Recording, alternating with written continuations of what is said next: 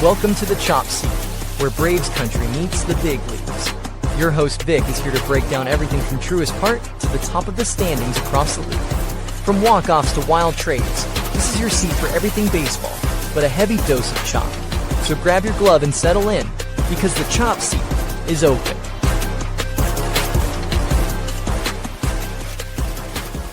Welcome to the Chop Seat, your favorite place for Braves baseball. I'm your host, Vic, and today is Tuesday, April 28th. The Braves, they win another series, guys. The streak continues. They take 2 out of 3 from the Philadelphia Phillies during the weekend. It should have been a sweep. If I'm being honest, it should have been a sweep. But that second game just got it was a little funky there towards the end. We're going to talk about that when we get to Tomahawk Takes. But with those 2 wins this series, the Braves become the first team to get to 20 wins this season.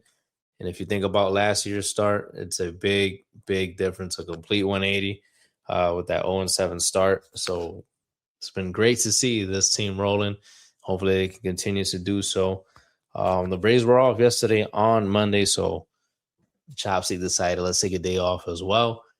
They start a new series tonight. That's going to be against the Detroit Tigers. We're going to keep an eye on that. We're going to have a quick, brief preview when we get to the Braves forecast. Make sure to continue, to follow the show on all the social media platforms.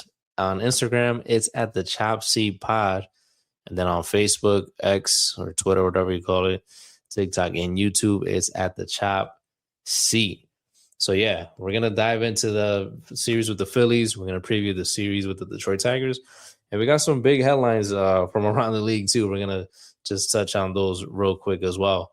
So let's go. Let's get into our first segment. It's time for Tomahawk Takes. It's time for Tomahawk Takes. And remember, guys, Tomahawk Takes is brought to you by SeatGeek. Use code CHOPSY20 to save $20 off your first purchase on SeatGeek. You can use it for baseball games, NBA playoffs, NHL playoffs. Use it for that as well. Use it for any concerts. Usher, Chris Brown, they're going on tour, the R&B tour. Any other shows, anything you want to use SeatGeek for, use code CHOPSY20, and you're going to save yourself $20 off your first purchase. So if you remember correctly, the Phillies were coming into town to finish that 13 games and 14 games. Sorry, that don't even make sense. 13 games in 14 days against NL East opponents for the Braves. It was gonna we're gonna put a bolt on that with the Phillies coming into town. Remember, we swept the Phillies the first time we played them last week.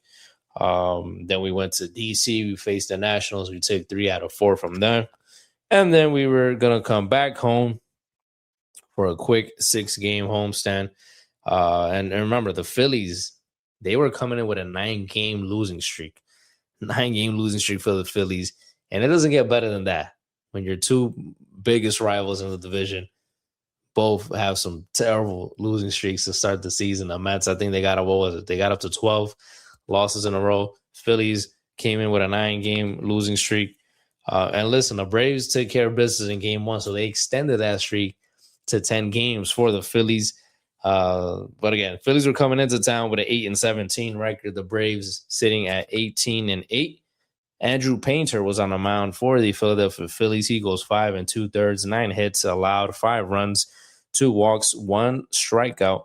He takes the loss in this one. He's now 1-2 with a 5.25 ERA. On the mound for the Braves was Grant Holmes. He goes 6 innings, 7 hits, allowed 3 runs, 3 walks, 4 strikeouts. He gets the win. That's the second one of the season for him. He's now 2-1 with a 3.62 ERA. From the bullpen for the Braves, it was Aaron Bummer, Joe Payamps, and then Robert Suarez, who came in. We got the final 3 outs. He got the save, the third of the season for him. He now has a nice 0.77 ERA. Top of the third, though, this is where the action started. Trey Turner, he hits one out opposite field to the chop house. It's a 2-run homer there. 2-0 Phillies to take the early lead in the top of the third. Acuna, he tried to deke that one, making it seem like he was going to catch it, and then he did a quick turn save. It was going to bounce off the wall. No need for that, bro. Ball was gone. Again, a 2-run homer for the Phillies. Bottom of the third, though, and this is something that I keep saying, and I'm thinking is, it's a small sample size because it's still early, but this might be this team's identity, man, for the entire season, because this team stays answering back right away. As soon as they start trailing in a game, next half inning, they come in and they do their thing. Either they cut the lead in half, or they score just one, whatever the case may be, or they might even take the lead. This offense has been explosive thus far this season. And that's what they do in the bottom of the third. Cunha, he ties the ball game with a 2-run homer of his own. That one was out to left field. Oppo tackle. That ties up the ball game 2-2. Top fifth, though, Bryce Harper, he hits a go-ahead homer opposite field as well. Makes it 3-2. Phillies. Bottom of the sixth, though, Dom Smith on second, Mauricio Dubon on first with 2 outs. Again, I've been saying, the 2 outs, Braves this season, I feel like they've been phenomenal. I got to look up the numbers to see the exact numbers, but they've been able to do some damage with 2 outs as well. Andrew Painter, he was still in the game, and Eli White's turn is up in the lineup. Walt Weiss brings in Michael Harris to pinch hit. Remember, if you remember correctly, Michael Harris was scheduled to start the ball game on Friday night, but he was then scratched because he had I think it was a hamstring tightness. It might have been a hamstring or a quad. I don't remember it now. It was a long weekend, but he had some leg tightness, so they had taken him out as a precaution. But again, they put him into pinch hit. He's up in the count, 2-0 count. He drives 96 mile per hour fastball out to left field, lands on the warning track, bounces off the wall. Dom Smith scores. Mauricio Dubon scores. Harris is in safely at second. That makes it 4-3 Braves. A comeback there for the Atlanta Braves. Jorge Mateo comes in to run for Michael Harris. He steals third, and he scores on a wild pitch. That makes it 5-3 Braves. And the Braves hold on to that lead because in the top of the ninth, it did get a little bit shaky there for Robert Suarez. Runners on second and third with 2 outs. But he gets Brandon Marshall ground out back to him. A little comebacker. He fields it, goes to first. That is the ball game. Braves win 5-3. They improved to 4-0 against the Philadelphia Phillies after this win. And this, like I said earlier, it extended Philadelphia's streak to 10 losses in a row. Beautiful to see there from our one of our toughest division rivals. We got to be honest. It's probably the Phillies. Mets come in at number 2. And then I don't know. It could be a flip flop between the Marlins and the Nationals. I think I don't know. I don't know what to rank the Nationals. It's 3A and 3B, to be honest, because some seasons we are dominant against the Marlins for the most part, but I feel like they've been getting better. The Nationals' offense is good, too. I mean, we saw it with that series that they would just play. But anyways, I would put the Phillies as 1 right now, Mets 2, and Nationals and Marlins. You could flip-flop from 3A and 3B. But, yeah, that was the first game of the 3-game set on Friday. Saturday was the second game.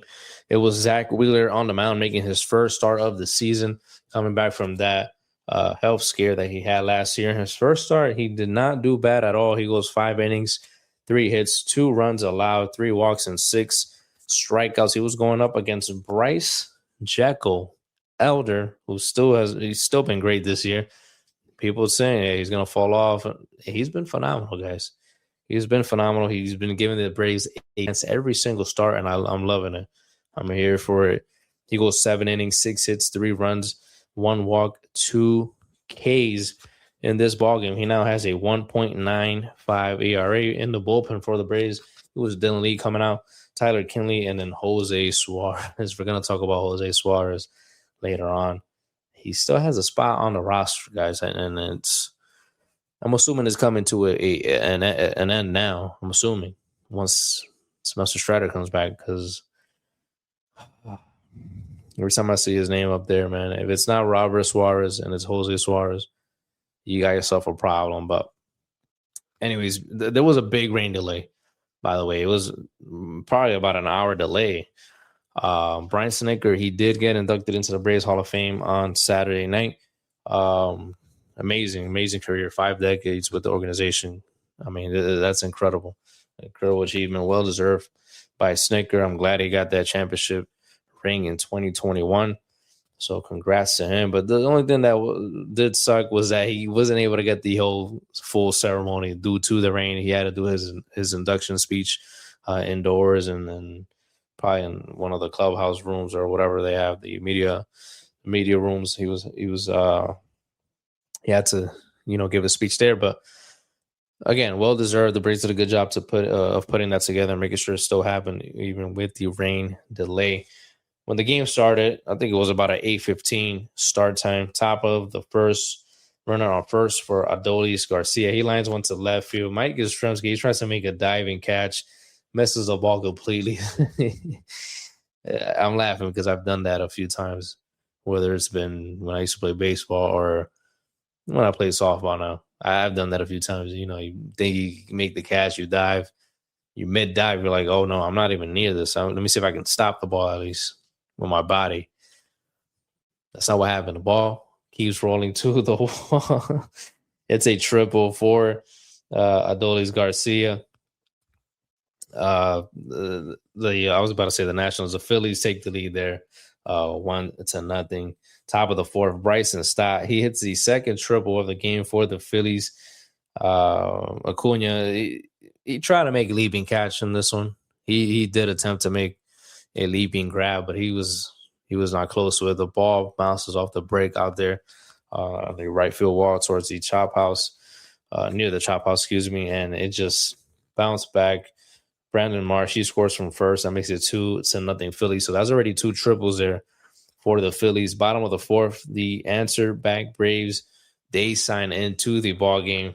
Drake Baldwin, Matt Olson, back-to-back walks to start the inning. Ozzie Albies, he grounds one up the middle. Trey Turner, he makes a nice, great diving stop. Shuffles over to second. The throw is wide. Everyone's safe. So, you got bases loaded here with no one out. And then it's Michael Harris, who was DHing in this ballgame. He wasn't in the starting lineup. He was in at DH. He flies one out to deep right. Was it right field? It might have been right field. Baldwin, he does score from the third. He tags up in this one. That makes it a 2-1 ball game. Austin Riley, he lines one down the left field line. That's his 500th career RBI for Austin Riley. Congrats to him. That ties up the ball game at 2. Top of the fifth, Bryce Harper. It's pretty much a single. It was pretty much an infield single. Mauricio Dubon going towards the hole, diving stop. He has no play. There's nowhere he can throw. Everyone's safe. Philadelphia takes the lead there, 3-2 Phillies. Bottom six, though, I keep saying these guys keep answering back. They're quick with it. I've been loving it this entire season. Matt Olson and Ozzie Albies, they connect with back-to-back doubles off of the reliever Banks. That ties the game at 3. Of course, and Michael Harris, red-hot Michael Harris, he singles out to left field. Ozzie Albies scores there. The Braves take a 4-3 lead. And Michael Harris, man, way to stay hot, even with the leg tightness. Walt Weiss pressing the correct buttons in the previous game. He put him into pinch hit. He did his thing. He puts him in this game to DH. He does his thing as well. And this is the benefit of having flexibility when it comes to the DH spot. And I love Marcell Ozuna, the big bear. I miss him. He was great. He was a vibe to have in the clubhouse. The guys keep saying that in every interview, every chance they got to talk about it, Marcell Ozuna. And he was fun. He was great. He had big moments for the Braves. We can't deny that. But when it came to the DH position, we were handcuffed. You couldn't plug him in anywhere else.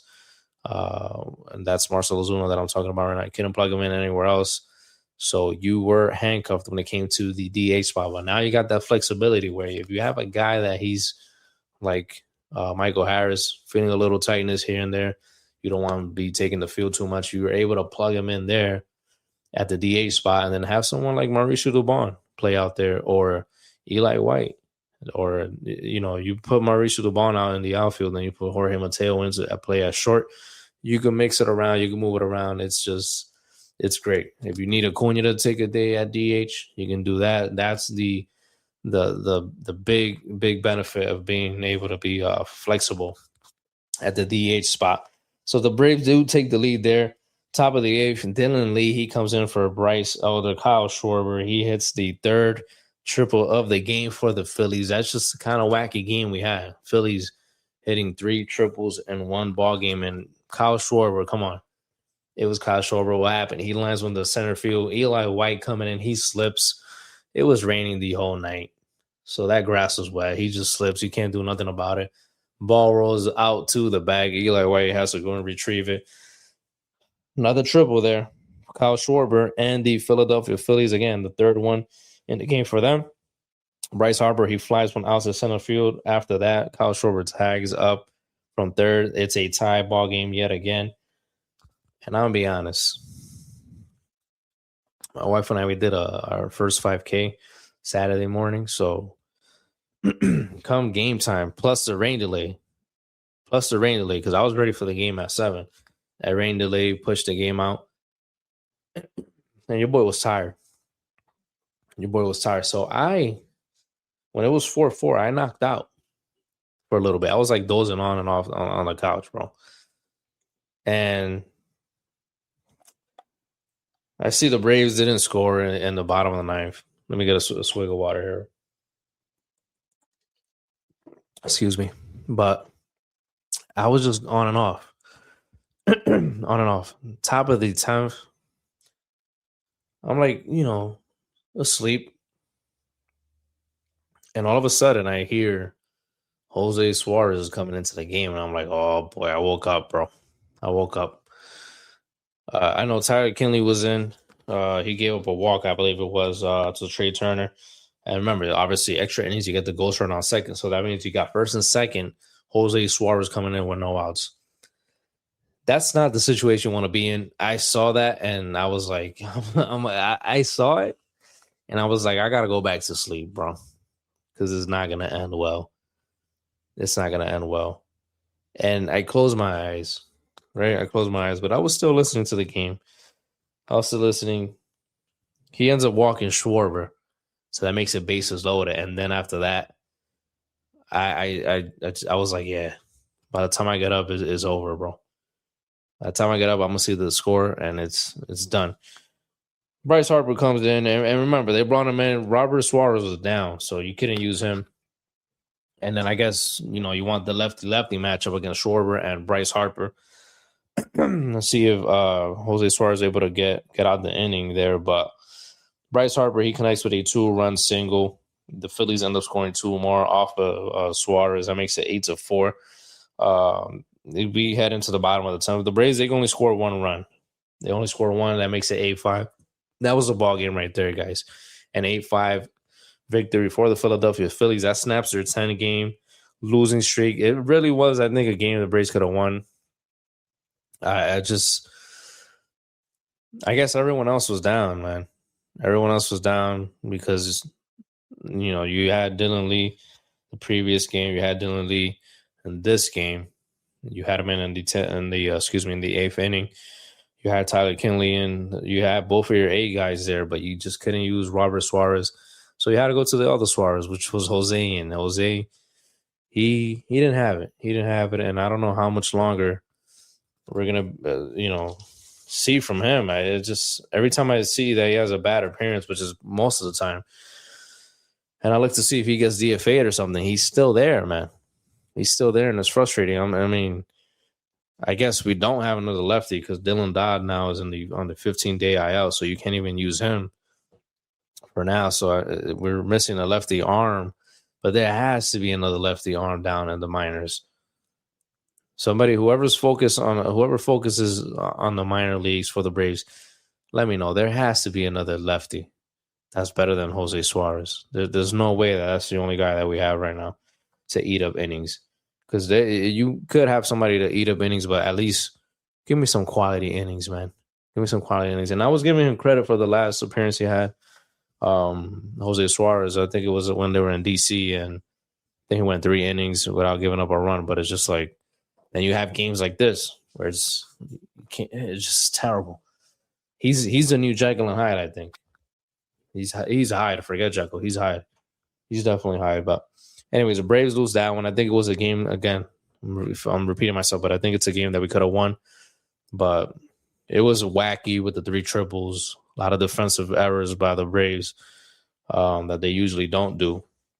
So, and I'm talking about the Mike Yastrzemski play early in the game, and then the Eli White play where he slips. It wasn't for those 2 plays. I mean, Braves easily could have won this game. So it's one of those weird games where you take your L, you keep it moving, and you come back the next day. And that's what the Braves did. They come back the next day. It's Chris Sale on the mound. He goes 6 innings for the Braves. Only 1 hit allowed, no runs, 2 walks, 9 strikeouts. He's going up against Aaron Nola, who's been struggling. And he goes 4 2/3, 7 hits, 6 runs given up by him, 3 walks and 6 Ks. He takes the L. He's now 1-3 with a 6.03 ERA. Chris Sale gets the W, of course, 5-1 now with a 2.31 ERA. He records his 150th career win in this ball game. Congrats to Chris Sale. He was doing everything. He was catching comebackers. He was striking out a whole bunch of guys. Like I said, he struck out 9 guys. And this is how the action went down for the Braves. In the bottom of the first, the Braves, they draw blood first in this ball game. Acuna and Drake Baldwin, they open up the inning with back-to-back hits. And then Matt Olson delivers a big blow early. It's a 3-run shot to his favorite spot, the Chop House. So you already know. 3-0 Braves. That's the 8th homer of the season for him. Bottom of the second, more pop from the Braves offense. Eli White, he shows some muscle. A 2-run homer out to left field. That makes it 5-0 Braves. Acuna, he gets on. He's still second base. That's number 6 of the season for him. Drake Baldwin drives him in with an RBI single. MVP Drake, 6-0 Braves. Top of the third. Chris Sale, he gets into a bit of trouble. Bases loaded, 2 outs, full counts of Bryce Harper, but he gets him striking out on a 98-mile-per-hour fastball. Swings right through it. Top of the 8th, Kyle Schwarber, he checks in with a short bomb off of Aaron Bummer. That's the 9th of the season for him. That makes it 6-2 Braves, but that's all the Phillies can get in the ball game. That's all, guys. Robert Suarez comes in after Aaron Bummer. He gets the final outs of the ball game. That gives the Braves 20 wins on the season, the first team to attain that this season. The Phillies, that made them lose 11 of their last 12 ball games. Chris Sale passes Chuck Finley in this ball game, number 28 on the all-time strikeout list. He's now 51 away from number 27, which is David Cone, who sits with 2,668 Ks. Chris Sale sitting at 617. 2,000, I'll say that again. 2,617 strikeouts for Chris Sale, just 51 away from David Cone. If it wasn't for his injuries, he would easily be at 3,000 Ks by now. I'm going to say, next season, another season and a half maybe, he'll be at 3,000 strikeouts. But again, if he never gotten injured, easily could have been at that milestone mark already. But, Chris Sale did have some funky injuries in years past. So that's what we have for the Braves with the Phillies series. They take 2 out of 3. Easily could have been a sweep. But again, you take the L in game 2. It was a wacky game. It is what it is. You just got to keep it moving. Braves were off yesterday, as I mentioned in the opening portion of the episode. Some new announcements, though, when it comes to the Braves rotation. Reynaldo Lopez, he is now heading to the bullpen. He's not going to be starting. He's going to be heading to the bullpen to work on fixing some mechanical issues. That's what the team has said. Spencer Strider, he's close to a return. Sunday, he had a rehab start. He went 5 innings, 4 hits, 2 runs allowed, 2 walks, 7 strikeouts, 82 pitches for him. He threw 50 strikes out of those 82 pitches, 50 strikes. That's good to see from him. His fastball sat at around 95.2 miles per hour. That's what they said. That's not me saying that. That's what they said. Courtesy of Mark Bowman and Chad Bishop there on X or Twitter, whatever you want to call it. Let me see what else I have here for the Braves real quick. They did say that Spencer Strider, he should be pitching in Colorado during the road trip. They haven't said which game exactly, but they are saying that one of the games in Colorado should be where he is making his first start after coming back from rehab. Let me get a swig of water here real quick. Don't even you just yapping for a minute. You just need a swig. You need it. Anyways, what else we got, guys? Let's see here. Dylan Lee was placed on the paternity list. That was also this morning. Was released around 10 a.m. Didier Fuentes was recalled to Atlanta as a corresponding move there. And again, yes, Strider's next starts will be in the Braves. Sorry, will be with the Braves, possibly in Colorado. That's what they said. Hurston Waldrop, apparently he should be starting to throw next week. Raiso Iglesias, apparently he has resumed throwing. He should be back from the IL when his time is up, or if not, close to as soon as his time is up there. And then Sean Murphy, he's also likely to return to the club soon. I saw another note on Hassan Kim. He should be starting his rehab assignment pretty soon as well. So I feel like it's crazy because everybody's going to be coming back soon, man. Everybody's going to be coming back soon, and I wonder who's going to be the odd man out when Hassan Kim comes back. Is it going to be Eli White? Is it going to be Jorge Mateo? Or is it going to be Dom Smith? I don't think it's going to be Yastrzemski because he got that major league deal. So it might be Jorge Mateo, even though I do like his speed coming off the bench if you do need him to steal a run. But I guess Hassan Kim is kind of like an upgrade from him, even though he doesn't have as much speed, but he can hit more, he can field more, and with the running, with the speed, he isn't that far off. I don't think so. So I guess it probably will be Jorge Mateo taking the L there when Hassan Kim comes back.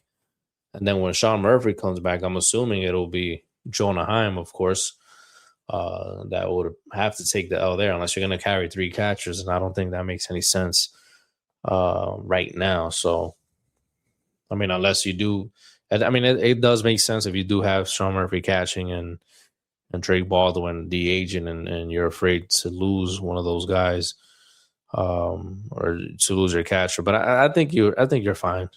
I think you're fine. I think you go with the two catchers. You don't need three. So I'm assuming Jonah Heim will be the odd man out there. But yeah, so everyone's going to be coming back soon, man. It's pretty good to see that. I think they did say that Spencer Schwellenbach should return. They're hoping that he can return at some point in the second half. And then June is possible for Hurston Waldrop to return. So that's good news there. And yeah, this is the Hassan Kim news. He will need at least a couple of weeks on his rehab assignment to get up to speed and join the big league club. This is basically his spring training. This is from Grant McCauley on Twitter. So I think that's all the Braves news we got, guys. Keeping you guys up to date. That is what we have. Now let's head into our next segment. It's time for your Braves forecast. It's time for the Braves forecast. We take a look at the upcoming Braves series, and that's a series against the Detroit Tigers that are coming into town. They're coming in with a 15-4 record. The Braves at 20-9. Game 1 is going to be tonight, Tuesday, 7:15 p.m. start time. Casey Mize on the mound for the Detroit Tigers, 2-1 with a 2.51 ERA. Great start from him this season thus far. Martin Perez is on the mound for the Braves. He's supposed to be on the mound for the Braves. I don't think I've seen any switches, but he should be on the mound. He's 1-1 with a 2.70 ERA. The lineup is out for the Atlanta Braves for tonight's game. It's going to be Acuna Jr. leading off, Drake Baldwin at second, Matt Olson batting third, Ozzie Albies at the cleanup spot, Michael Harris batting fifth. He is going to be playing center field in this game, so he seems to be back from the leg tightness. Austin Riley batting sixth, Dom Smith DHing.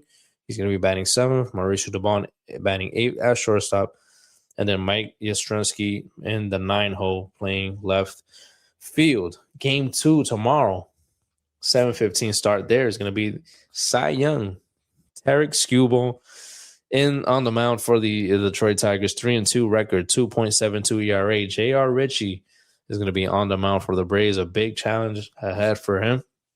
Of course, he got his first win his first career start against the Nationals last week. He's 1-0 with a 2.57 ERA. 7 Ks recorded in that one ball game. And then game 3, an early game Thursday, 12:15 p.m. It's going to be Framber Valdez, 2-1 with a 3.41 ERA, going up against Bryce Elder, 3-1 with a 1.95 ERA. Detroit Tigers, 5-5 in their last 10 games. The Braves, 8-2 in their last 10 games. Got to keep an eye out for the rookie for the Detroit Tigers, Kevin McGonigal. Keep an eye on him. Keep an eye on Casey Mize. As I said in tonight's game, he's had a great start in the beginning of this season. And it's early for the standings, but the Detroit Tigers are in first place right now in the AL Central by half a game, right in front of the Cleveland Guardians, who sit at 500 with a 15-15 record. Braves holding the best record in the league right now. One of the best run differentials. They're at a plus 65 run differential, 3 behind the Dodgers now, sit at plus 68. Dodgers and Braves are tied at 20-9 record, but the Braves got the 21st. We got bragging rights when it comes to 20. Who's going to be the first to 30? We're going to have to wait and see. But yeah, it's going to be a good series against the Detroit Tigers. They're not a terrible team. They're probably playing a little bit below average as of right now, like as where they should be. You know, it takes a while for things to go clicking for these ball clubs, but hopefully it doesn't start in this series. But Braves they have a tough challenge ahead with Casey Mize and Tarek Skubal and even Framber Valdez. That's a really good 3 right there. So the Braves are going to have a tough time with those guys. We'll see if they're able to capitalize on any mistakes that they make on the mound. That's all I got for the Braves forecast. Let's take a quick look at what's going on around the leagues. It's time for the MLB.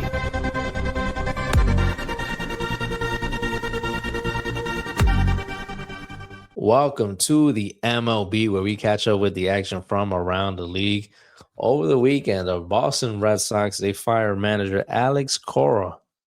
And they took a whole bunch of guys down. Bench coach Ramon Vasquez was gone. Hitting coach Peter Fatsi. Third base coach Kyle Hudson. Hitting coaches Dylan Landon, Joe Cronin.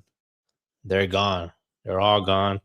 Jason Varitek was reassigned. I think he had a special role with the team. They said he's been reassigned. Chad Tracy, who's been managing the Worcester Sox since 2022, he is the new interim manager for the Boston Red Sox until further notice, I guess. But it was not a good look. A lot of the players were vocal on it, not happy with the move. But hey, it is what it is. And it came after a 17-1 victory, too. So once, you're thinking you're turning things around, you got a big victory, but nope. You still get that phone call. You're fired. But, I mean, hey, it was a bad start from the Red Sox. They're sitting at 12-17 right now. So, not a good start. They won 3 games in a row, but I guess they needed to switch things up. Mets, I don't know what the Mets are waiting for to do the same thing. Philadelphia Phillies, today they announced they fired manager Rob Thompson after starting 9-19. So the Red Sox and the Phillies taking the initiative, trying to shake things up before it gets too late. Don Mattingly has been named the interim manager until the end of the season. You know Don Mattingly. I think he's a good manager, and I think he might be able to turn things around there in Philly. Again, they're trying to do it before it gets even later. So wise choice by them. The New York Mets, like I said, I don't know what they're waiting for. They have the same record as the Philadelphia Phillies.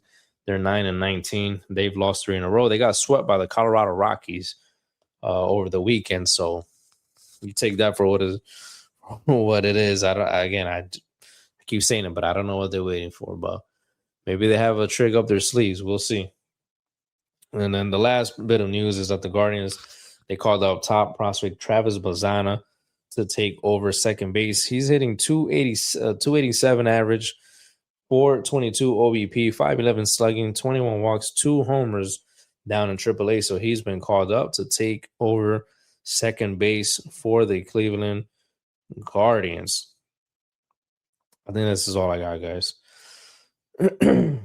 Let's just double check. Oh, and when it goes back to the Mets, they will be facing the Nationals. And the tickets, $6 tickets to go watch the Mets take on the Washington Nationals, costs less than getting yourself a Taco Bell Crunchwrap Supreme that comes in at $6.39. So you can go catch a Mets ticket for $6, almost the same price as getting a Taco Bell I can't say that. Taco Bell Crunch Wrap Supreme. That's what it is. $6.39 for that. $6.39. Anyways, that is all we have for the Chop Seat for today. Again, before you guys leave, make sure to use code CHOPSEAT20 where you can save yourself $20 off your very first purchase. Catch any Braves game, any other team in the league. You want to go catch a basketball game, NBA playoffs has already started. NHL playoffs, that has been started as well. Any concerts, any shows, use code CHOPSEAT20 and you're going to save yourself $20 off your first purchase. We'll see how the Braves do against the Detroit Tigers. And then after that, they'll be flying out west for a 9-game road trip.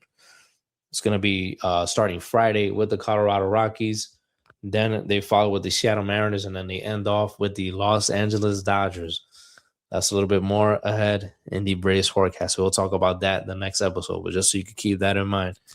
So we'll talk about the Braves and how they did against the Tigers on Friday, and we'll preview that series with the Colorado Rockies. So until then, make sure you guys stay informed with the Braves. Make sure to catch some games, and hopefully the Braves are able to continue that streak where they have not lost a series yet this season. We'll see you next time on the Chop Seat.